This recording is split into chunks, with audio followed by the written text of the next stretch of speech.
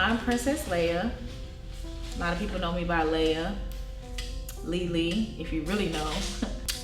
This is my first time actually telling my story, my real true story as to what happened to me.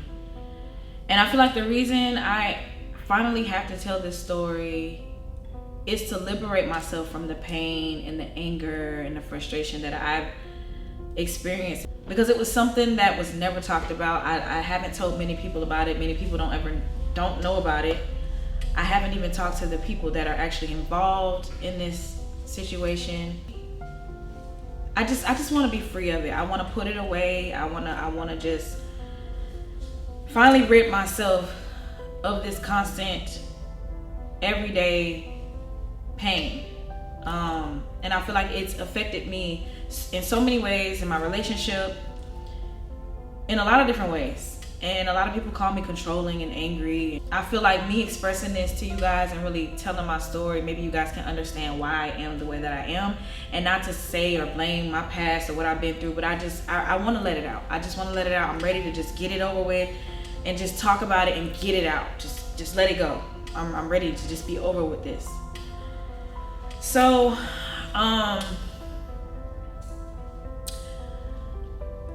when I was younger, my parents separated when I was very young, and I didn't really have a father growing up. I had father figures. I had my grandfather.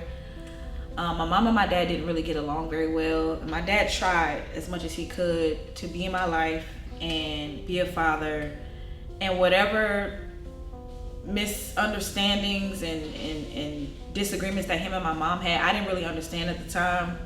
All I knew was that I didn't have a father. Okay, so at 11 years old, my mom got remarried. She got married to a guy, and I was excited to have a dad. I'm like, oh my God, like this guy seems cool, you know. It got to the point where I got comfortable calling him daddy. Like I called him dad, we called him daddy. I remember having a conversation with him and my mom one night, him, my mom, and my sister. And I was like, can we call you daddy? He was like, yeah, y'all can call me daddy. I was like, oh my God, I was so excited to be able to call him daddy, because like I didn't have that connect with my dad at the time. That was who he was to me. He was my dad, he was my daddy, he was my father. And you know, I trusted him. I took comfort in him. I saw that my mom was really happy at the time. And from where we were living at the time, which was Pensacola, Florida, we moved from Pensacola, Florida to Orlando, Florida. And I remember that summer, because I would go, you know, I was born in Florida, but I was raised in New Orleans. Because after my parents separated, I spent a lot of time with my grandparents who raised me. They took me in. My mom couldn't do it on her own, so my grandparents took me in. And shout out to them, because they did an amazing job with me. And I went to school in New Orleans, you know, that was my life. But when I moved back home to Florida, I would still go home back to New Orleans for the summers. So when I went back to New Orleans, one of the summers I came back after elementary school. This was like 5th grade. I was like 11, I was still 11 years old. Came back from 5th grade, and when I moved back home, I'm thinking all my friends excited to go to middle school. You know, we all going to the same school. I go back, when I moved back home, my mom didn't tell me, we moved from Pensacola. We don't live there no more. We live in Orlando now. So I moved from all my friends, everybody that I was used to being around, my whole environment. I'm in a whole new city. I don't know nobody. I had to start all over. And so when I moved to Orlando, this is when things started to take a turn for the worse. When I first moved to Orlando, the day that I got there and I realized, dang, like I'm here, like I hate it here. I want to go back home to Pensacola. Like, and I remember having a conversation with my stepdad. I was crying to him, and I was like, man, I hate it here. Like I don't have no, you know, all my friends are gone. I couldn't say goodbye to my friends. And he was just like, it's okay, you can meet new friends.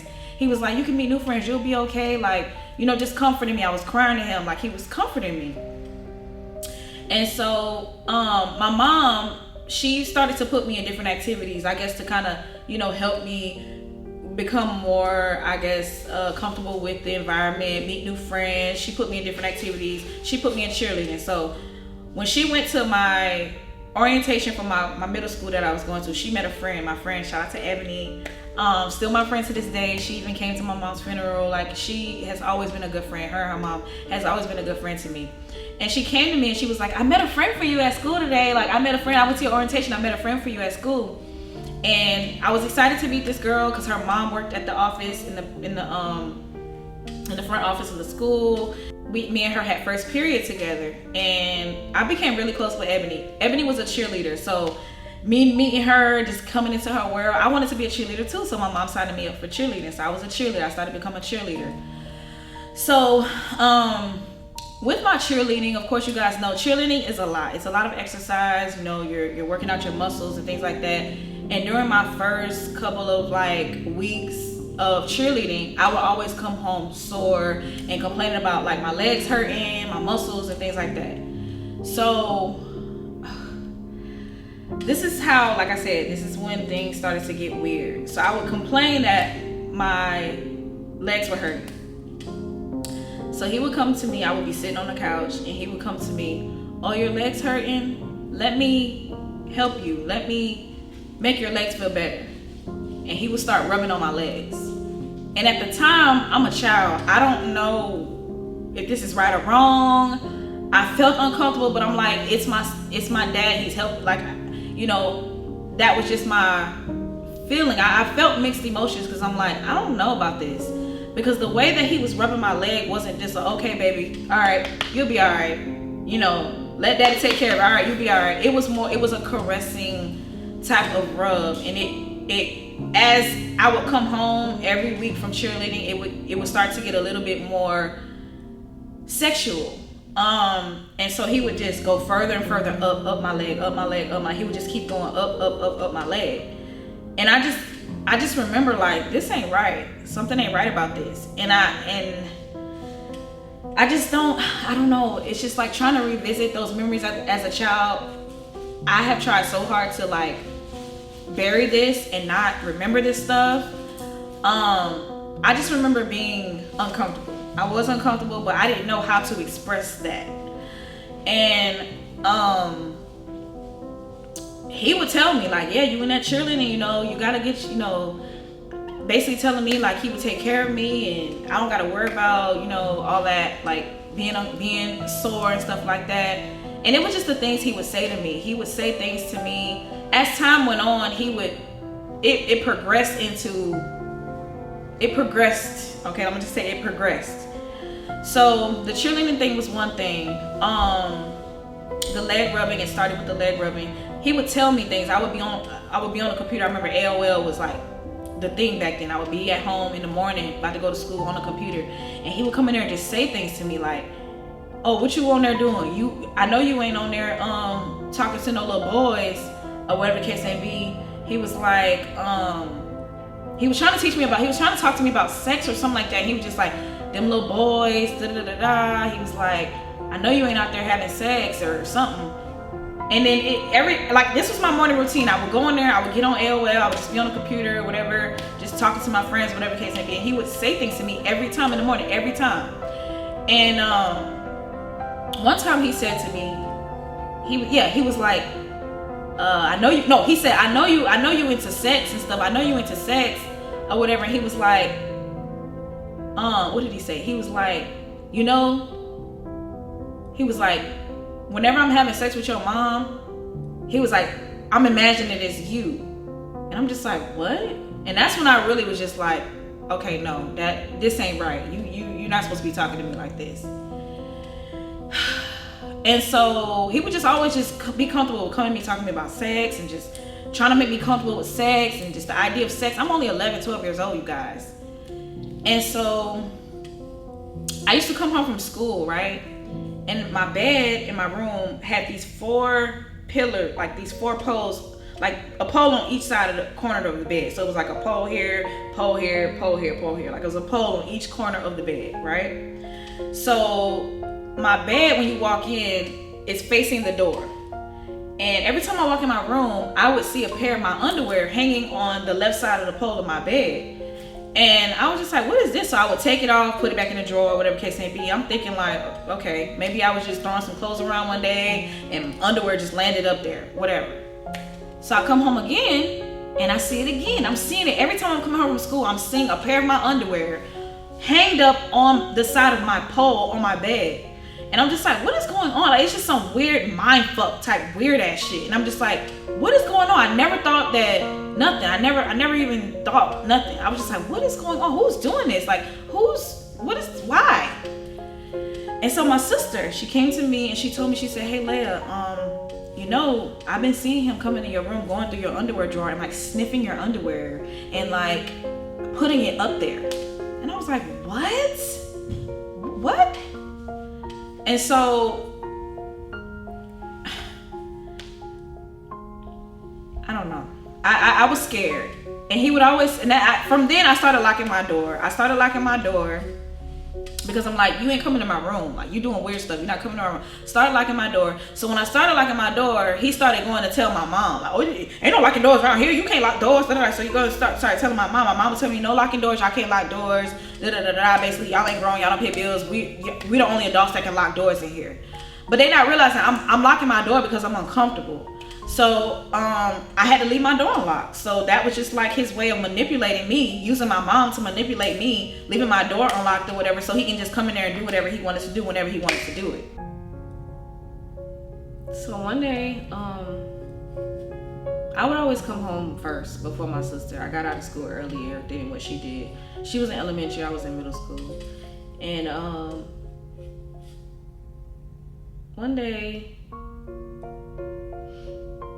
I don't want to talk about it.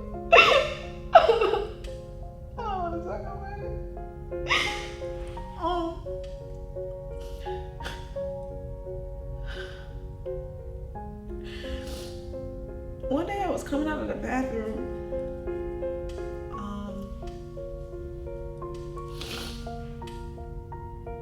And he followed me out of the bathroom into my room. And I don't remember what I was doing exactly, but this was the day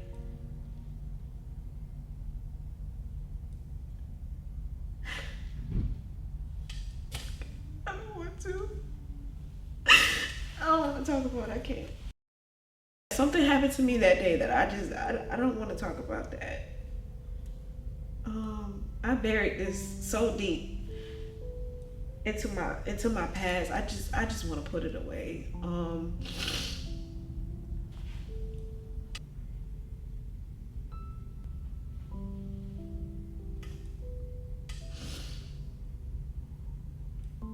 I don't know what else to say. It's just something that I don't want to ever revisit.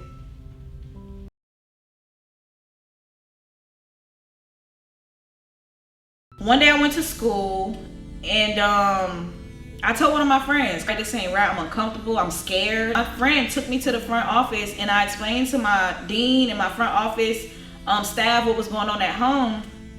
That same day, DCF or whatever came to my house, okay? They came to my house and they were questioning my mom, they were questioning my stepdad, and my mom had no idea. She was just like, what? Like, she was lost. Like, she basically told them that I was just seeking attention, that I was a troubled child, and I be lying, I be sneaking around, all this, that, and the third, and that none of the stuff that I was saying was true. My mom didn't believe me. And that's the part that really hurts me the most in this situation, because I'm a child, you know what I'm saying? Like, I don't know any better. Like, why would I lie? Why would I make this stuff up? And the reason why my mom never believed me is because she said that I never said anything. I didn't tell her what was going on. So she felt like she just wanted attention. She's lying. So as this situation was happening and DCF was trying to take him away from the house, my mom was telling them, no, she gotta go. You gotta take her. She gotta go. She gotta go. So I was the one who had to leave. My sister was screaming. She was like, no, he's the one. If my sister go, you gotta take me too. And, I wasn't even doing, I was just crying. My reaction was very calm. I wasn't dramatic. I was just crying. I didn't know like what to do. I'm like, wow, my mom is actually turning on me. Like, she don't believe what I'm saying, because my mom was shocked. She didn't know that nobody was gonna come showing up to the house and all this was gonna happen or whatever the case may be. That following weekend, that very weekend, my mom sent me away. She said, you gotta go. You gotta pack your stuff. We're gonna pack your stuff up and you're gonna go live with your brother. And my sister was like, well, if my sister go, I'm going too. And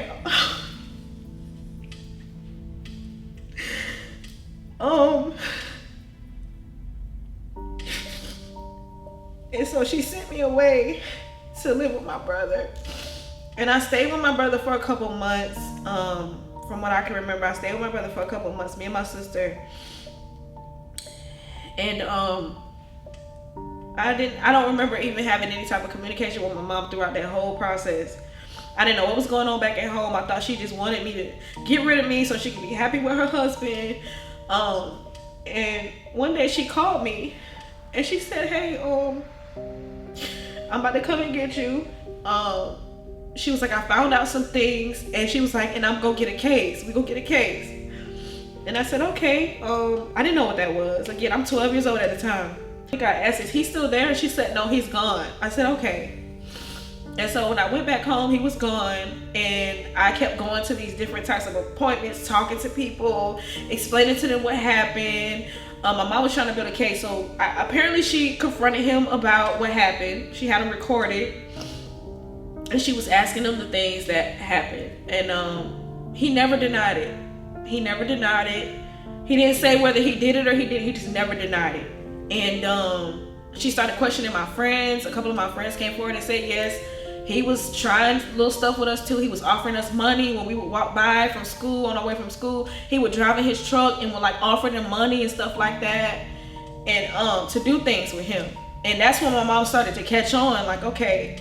My whole family thought I was a liar, yo. Like, she called my grandmother, and I talked to my grandma. I remember my grandmother saying, you mean to tell me he did all that to you after your granddaddy just died? My granddaddy had just passed. And she was like, you mean to tell me he did all of that after your granddaddy gave him his blessing for marrying her? And I was like, yeah, he did. And my mom told everybody I was a liar. I was lying, and everybody looked at me as I was this liar because I didn't speak up before. I should have been said something. And why was I holding this a secret? And I just want attention. That's how I looked, like I just wanted attention. And so when I got back, like I said, it was a case, but we never could get a case because it was his word against mine. I waited too late. It was no evidence of him touching me, doing these things to me, saying these things to me. It was never any evidence of none of this stuff.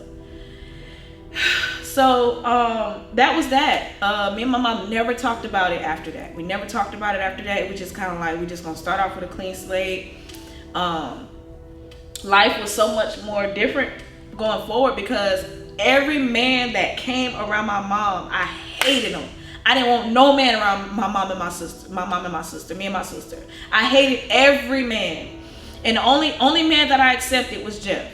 Jeff came and he treated me and my sister like, his own daughters. I never got a weird vibe from Jeff. He never touched me. He never tried me. He never looked at me in a weird way. And that's why I love Jeff so much. And, Yahweh rest his soul, because we lost Jeff a couple years ago. He died a year before my mom. Jeff never. And that was when I finally became comfortable around, men, being around my mom and my sister and me. That was when I finally let my guard down. But until then, and Jeff came in my life when I was 16 years old. It took me years to really start like trusting men. And at this time, I was rebellious. I didn't play no games when it came to me and my sister. Like, you wasn't about to just come up in my house and be around us. No. And now that I have 2 little girls, I teach them the same. Like, if anybody ever tries you, you scream, you yell, you fight, and you speak up. You don't let nobody touch you. And it's just so crazy that I have 2 girls the same age of me and my sister, the same age difference. It's literally like it repeated itself. My mom, me and my sister were 4 years apart. Me and my girls are 4 years apart, the same ages. And so when I look at them, I look at these innocent little girls. If anybody ever tries my little girls, and y'all look at them and be like, oh yeah, that's Princess right there. Yes, that's me. Because I've embedded in them. I've taught them.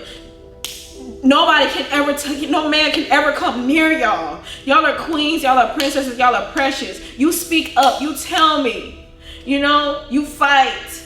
Because nobody believed me when I talked. Nobody believed me. And people wonder why now I'm just so bold with what I say. I stand on what I say. And I may seem controlling or, talking over people. And that was one of the issues me and Flo have in our relationship.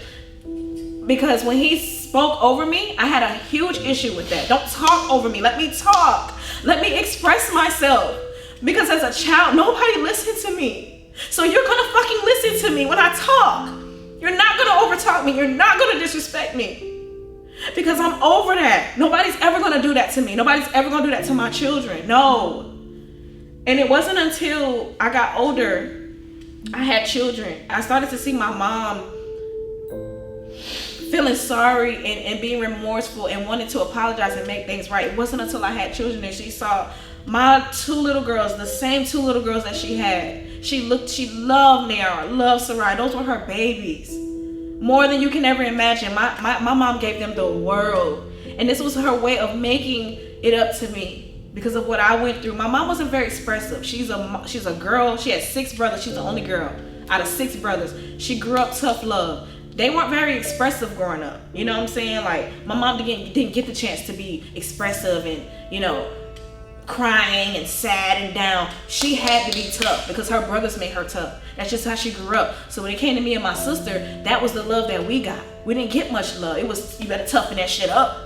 I ain't giving you no, it wasn't hugs and kisses and, oh, I love you, you're beautiful today. I never got that from my mom. That's just because that's how she was raised. And now I'm like, I'm in a position now, I have to break that cycle. I can't do that. I tell my girls they're beautiful every day. You're beautiful. I love you. You're beautiful. I love you. Hugs, kisses. We pray together. I never got that with my mom. And is she a bad mom for doing that? I don't know what my mom was going through at that time. So I'm not gonna judge her for what, you know, the mistakes in the shortcomings. I'm not gonna do that because when she was dying and I saw her on that bed, I saw every bit of, you know, vulnerability. She was vulnerable. She was in a state where she just wanted everybody to forgive her. She was forgiving. And when I looked at her, I said, I didn't even have to say nothing. She knew exactly what I meant. She knew exactly what I meant. When I looked at her in her eye, and I said to her, I forgive you for everything. And I looked at her and she shook her head. Because we never got a chance to talk about this. We never got a chance to talk about this and what happened to me. We just lived life as if it never happened. And I was okay with that because I was embarrassed. I didn't want to talk about it. I didn't understand it. I didn't want nobody else to know. I got tired of people saying I was a liar, that I just wanted attention. I didn't want that no more. I didn't care what people thought at that point. I just left it. However we left it, I just wanted to move forward in a happy and peaceful environment with my mom and my family, me and my sister. When I looked at her that day and I told her, I said, I forgive you for everything. And she shook her head. And I'm just so happy that I was able to get that off of my chest because I felt like so long I was hating her and I was resenting her for something that she did to me because she didn't believe me. And I finally was able to let that go that day. And I want to let it all go now. That's why I'm finally releasing it. I never told y'all this story. Most importantly, I wanted to come on here and relieve this because I want every young girl, every woman, every young girl that is struggling and that are going through this and are experiencing this, speak up, please, speak up. Don't let no man touch you. Don't care who it is. Don't let no man make you feel comfortable enough to where you feel like, oh, this is right. This is not okay. It's not okay. If you have to question it, it's not okay. I don't care how old you are. This is not okay. You have to speak up, please. Like, speak up. Tell somebody, even if it's not directly to the person, your mom, whoever. Tell a friend. It was a friend who helped me speak up. My friend brought me to that principal's office to tell my story. And that's how this all came out. If not, I would have never knew how to go and tell my mom this. So I just, you know, that's my story. Like I said, I feel so liberated now that I'm finally able to speak out and just tell this and just put it out. For so long, I have been so angry with people and men and just, you know, different energies around me, not trusting people. I don't want nobody around me and my children. Like, I'm not gonna let nobody around me and my children, you know. And I trust Flo enough to be around me and my children. That just goes to show y'all, like, I don't play when it comes to me and my children. You're not just gonna get around us. I don't play that. I've been through a lot, you know, and just with men, period. And I hate that I hate that this happened to me. This is my story. I know people are probably gonna feel some type of way about this. I really don't care. I went through this, not y'all. But my message to y'all is, whoever's going through this or experience, please just speak up. Please speak up. Tell your story.